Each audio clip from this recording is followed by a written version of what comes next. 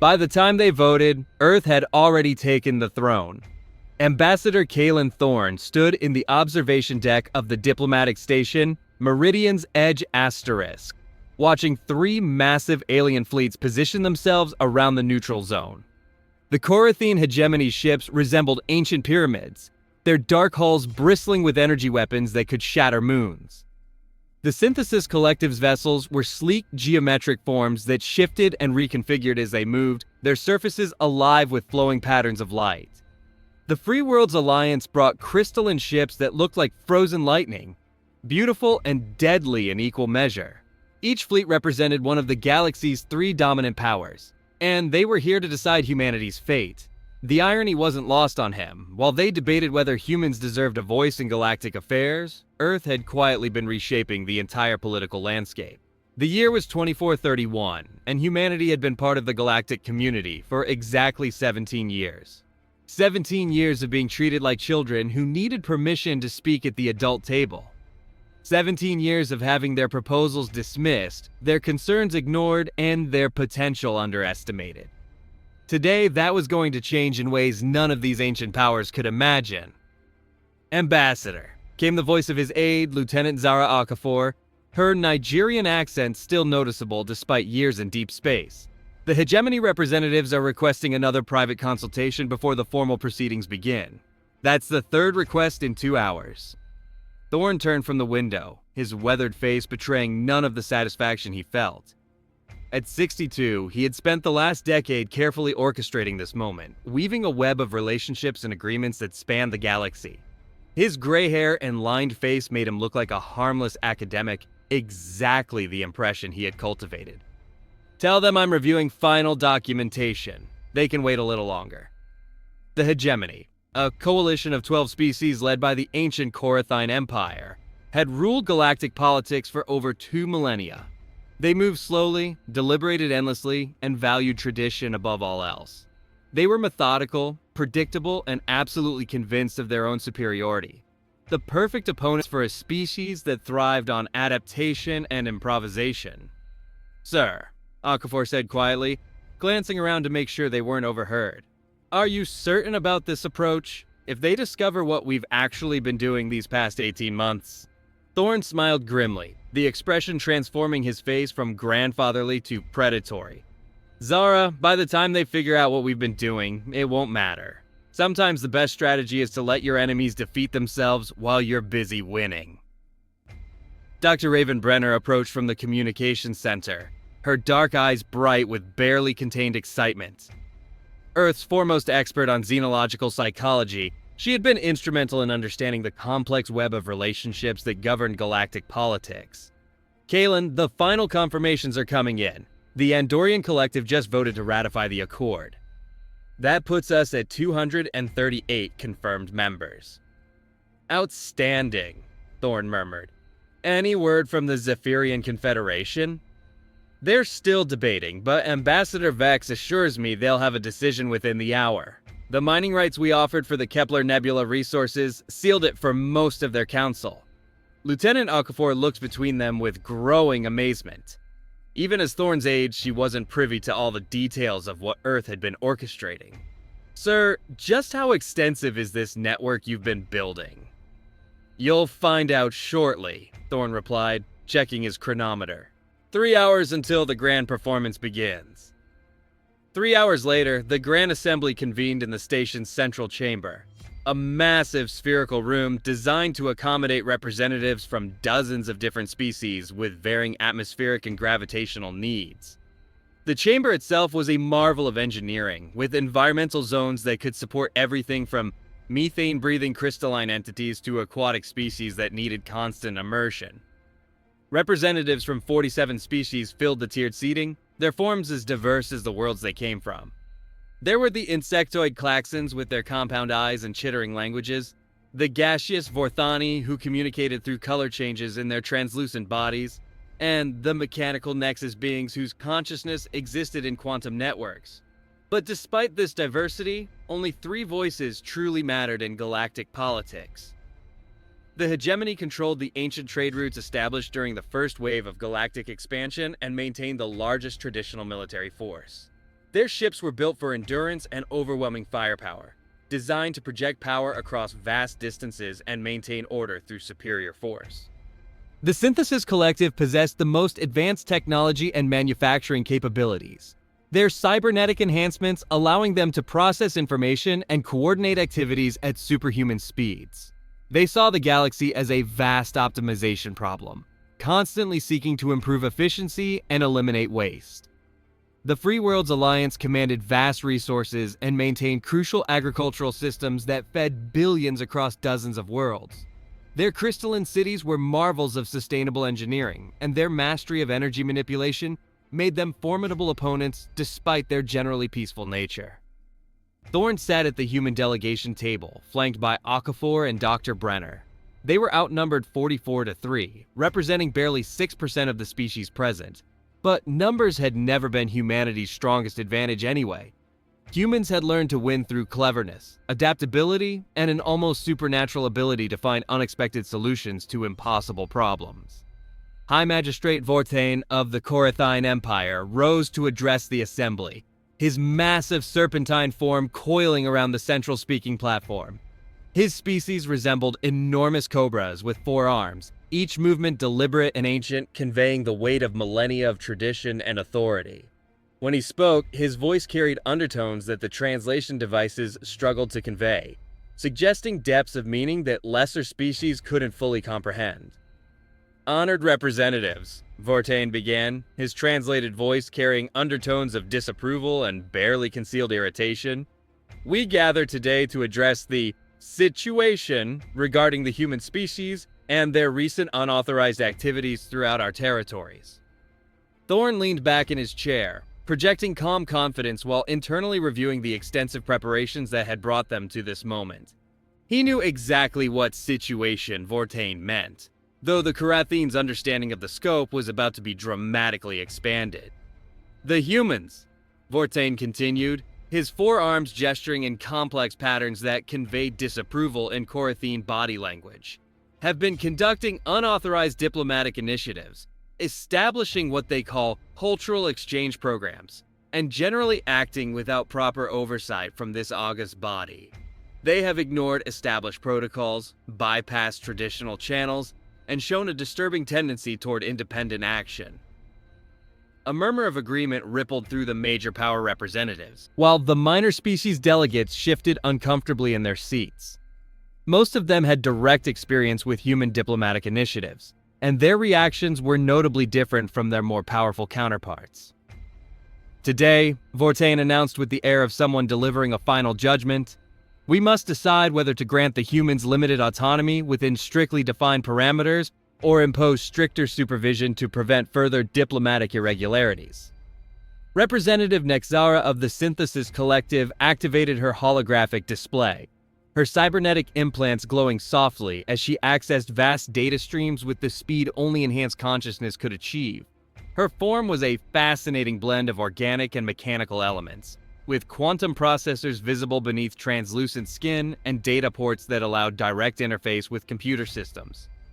"The humans have indeed been active," she announced, her mechanically enhanced voice carrying undertones of disapproval. "In the past 18 months, they have initiated unauthorized contact with 63 minor species, established informal trade relationships with 37 worlds, and created what they term cultural centers on 15 different planets. Without permission," added Chancellor Morex of the Free Worlds Alliance, his crystalline form pulsing with indignation, the light patterns within his body shifting to colors that indicated severe displeasure. "They act as if they are equal partners in galactic civilization, ignoring the established hierarchy that has maintained peace and stability for over 2,000 years."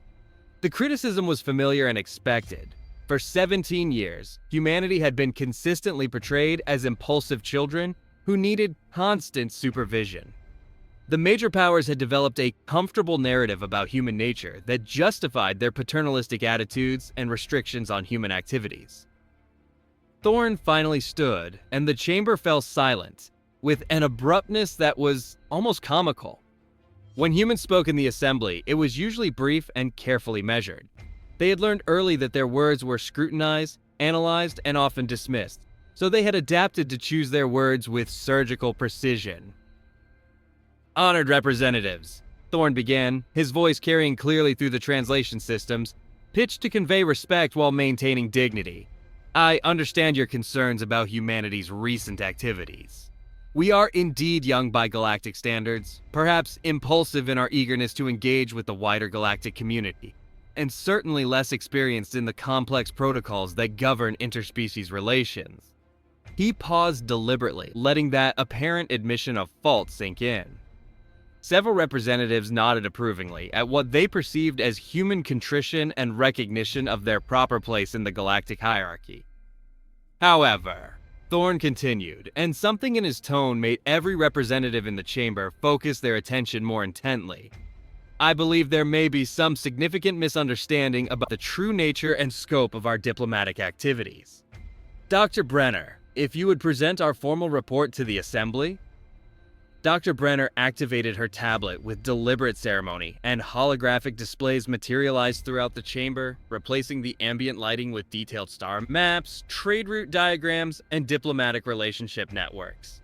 What appeared was not the simple cultural exchange program the Assembly expected to see, but something far more comprehensive and sophisticated. "Honored representatives," Dr. Brenner announced, her voice carrying the authority of someone presenting irrefutable data. "Over the past 18 months, humanity has established formal diplomatic relations with 238 species across the galaxy. We have negotiated and signed mutual defense pacts with 94 worlds, created comprehensive economic partnerships with 168 civilizations, and founded the New Worlds Cooperative, a trade and diplomatic network that spans all 4 galactic arms." The chamber erupted in shocked voices, representatives turning to each other in confusion and alarm, their translation devices struggling to keep up with the cacophony of different languages, all expressing the same fundamental sentiment. How was this possible? How had the humans managed to establish such an extensive network without anyone noticing? High Magistrate Vortain's serpentine form coiled tighter around his platform, his 4 arms gesturing frantically for silence. When order was finally restored, his voice carried a note of panic barely concealed behind ancient authority. "This is impossible. Such extensive diplomatic activity would require Assembly approval and oversight at every stage. These partnerships cannot be legally binding under galactic law." Thorne smiled politely, the expression of a professor about to deliver a particularly illuminating lecture. "With the greatest respect, High Magistrate, our legal analysis indicates otherwise. You see, the Assembly Charter, specifically Article 847, subsection 12, which was ratified during the Third Galactic Convention and has remained unchanged for over 800 years, states that any recognized species may engage in bilateral diplomacy with worlds not currently under Assembly jurisdiction." Lieutenant Okafor stepped forward, activating her own display to show the relevant legal documents. "The minor species Dr. Brenner referenced are not under Assembly jurisdiction because they are not members of this body. They were deemed too small, too primitive, or too geographically isolated to warrant inclusion in galactic governance." "Precisely," Thorne agreed, his tone remaining respectful while delivering information that was rewriting the political mathematics of the galaxy. "And since these species are not under Assembly jurisdiction, they are free to form their own diplomatic associations and trade networks, which they have done, with humanity serving as a coordinating partner." The implications began hitting representatives like a series of quantum torpedoes. Representative Nexara's cybernetic systems were working at maximum capacity, frantically cross-referencing legal databases and calculating political scenarios. "You are suggesting that you have created a parallel power structure outside Assembly oversight?" "Not parallel," Dr. Brenner corrected gently, activating another series of holographic displays that showed resource flows, population distributions, and strategic positions throughout the galaxy. "Complementary. The New Worlds Cooperative represents the collective interests of 238 species, with a combined population of over 4 trillion sentient beings, controlling approximately 42% of known habitable worlds and 68% of rare mineral deposits." Chancellor Morex's crystalline form was flickering rapidly now, the light patterns within his body cycling through colors that indicated extreme agitation and disbelief. "You are suggesting that you have organized the majority of galactic civilization outside our knowledge and oversight?" "We haven't organized anyone," Thorne replied with scrupulous honesty. "We have simply provided coordination services and diplomatic facilitation to species that wish to have a greater voice in their own affairs. The desire for self-determination and mutual cooperation came from them. Humanity merely offered our expertise in organization and communication."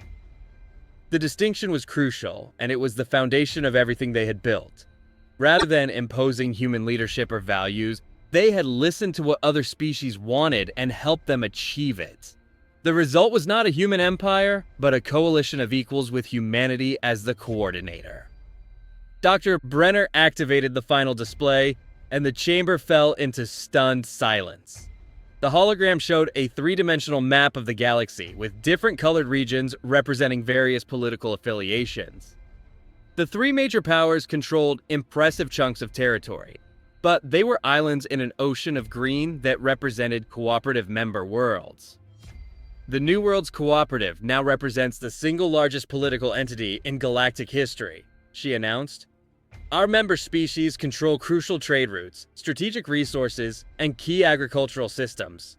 More importantly, they represent the democratic will of the majority of galactic civilization." Representative Kellex of the Minor Species Coalition stood up, his insectoid form trembling with what might have been excitement, terror, or both.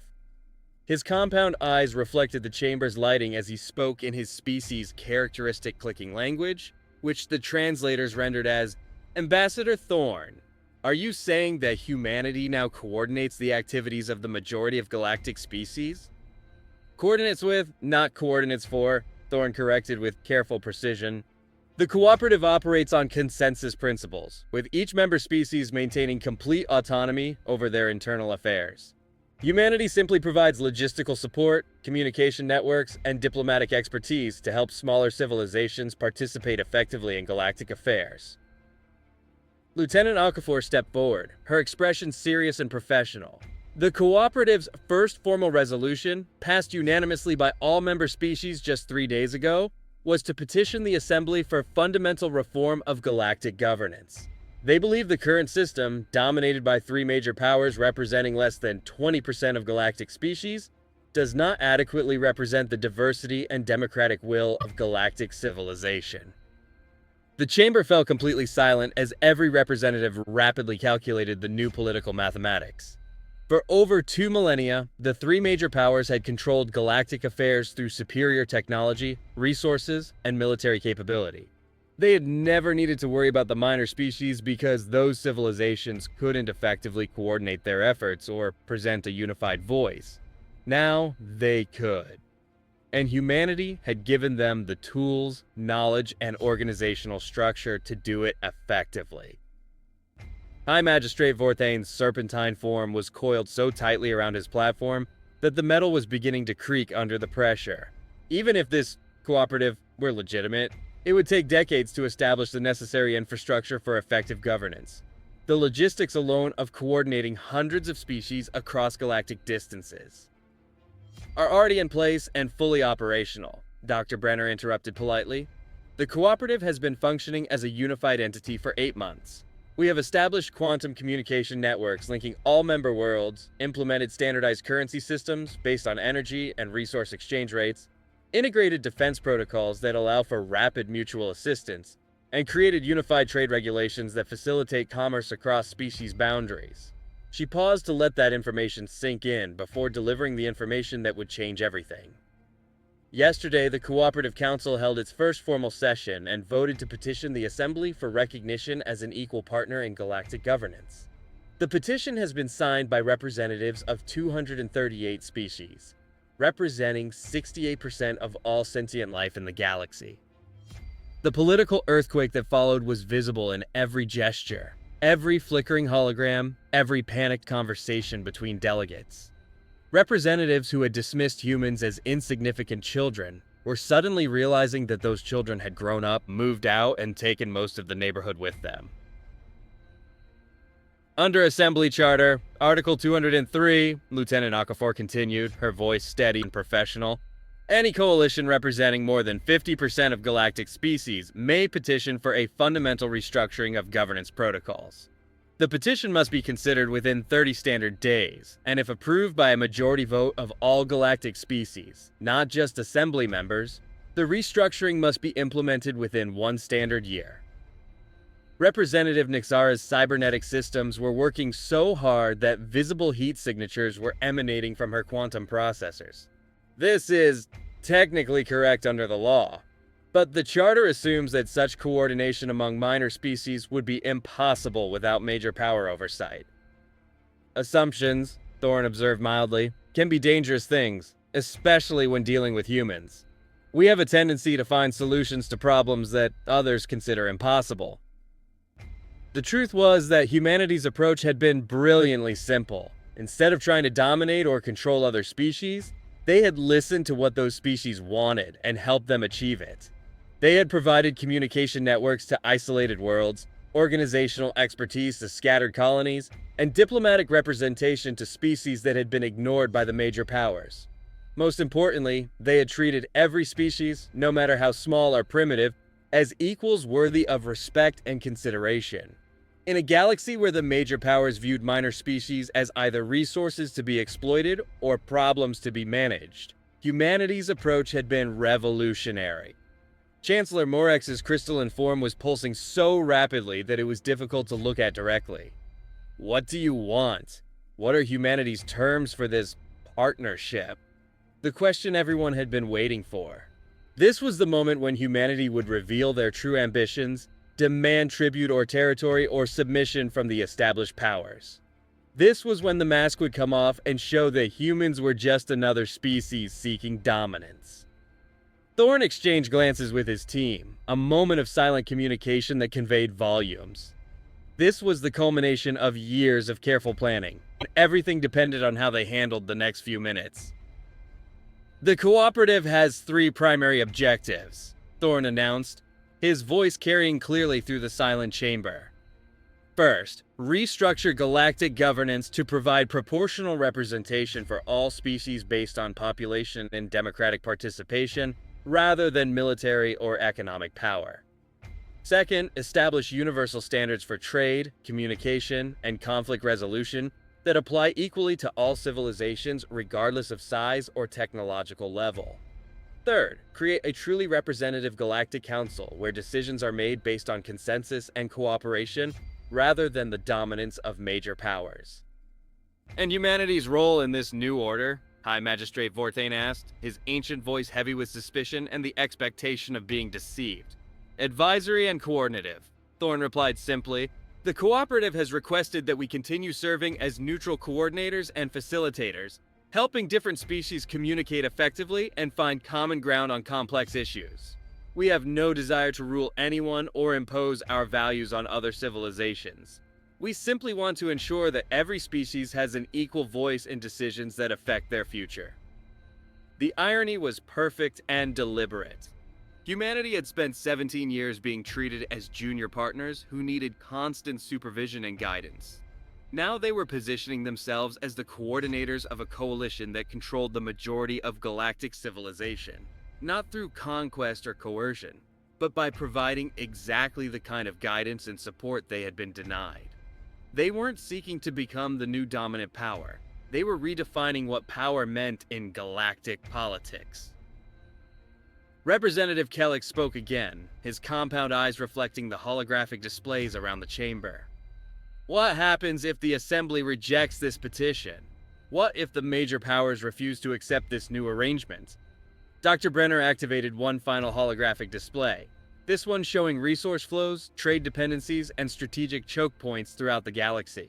The message was clear and unmistakable. The minor species, when properly coordinated, controlled critical resources and strategic positions that the major powers absolutely needed for their continued prosperity. The cooperative is prepared to function independently if necessary, she said diplomatically, her tone suggesting regret at the possibility while making the underlying reality crystal clear. We have established alternative trade networks that bypass traditional routes, independent communication systems that don't rely on major power infrastructure, and mutual defense agreements that provide security without requiring protection from larger civilizations. The threat was politely delivered, but unmistakable. The three major powers could reject the petition and try to maintain the status quo, but doing so would mean facing a coordinated coalition of 238 species who no longer needed their permission to act, their protection to survive, or their resources to prosper. Of course, Thorne added with apparent reasonableness, we would much prefer partnership and cooperation to separation and potential conflict. The galaxy is vast enough for all of us to prosper, and there are challenges facing all civilizations that can only be addressed through coordinated effort. High Magistrate Vortain requested an immediate recess, and the three major power blocks huddled in desperate consultation. They had been outmaneuvered so completely and elegantly that their only realistic choices were acceptance of the new reality or open conflict with the majority of galactic civilization.